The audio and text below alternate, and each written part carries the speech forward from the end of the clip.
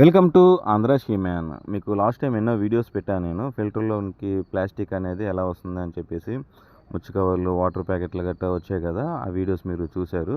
ఇప్పుడు ఫిల్టర్లోకి కాదు, పంపుల్లోకి వచ్చింది. పంపులోకి ప్లాస్టిక్ అనేది వచ్చింది. ఈ ప్లాస్టిక్ ఎలా వస్తుంది అని అంటే, మన రోడ్లలో నుంచి కాలువల్లో నుంచి నదుల్లోకి, నదుల్లో నుంచి సముద్రంలోకి వెళ్ళిపోతుంది ఈ ప్లాస్టిక్.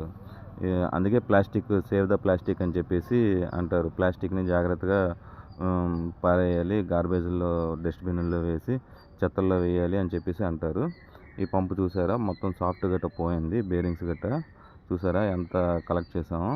ఇలా మొత్తం 3 పంపులు ఉంటాయి. ఈ 3 పంపులు కూడా ఒకదాని తర్వాత ఒకటి బాగా చోక్ అయిపోయి రెస్ట్ లేకుండా ఈ పంపులు క్లీన్ చేసాము. ఇంకా పెద్ద షిప్పుల్లో అయితే ఇంకా ఎక్కువగా ఉంటుంది. Thank you very much.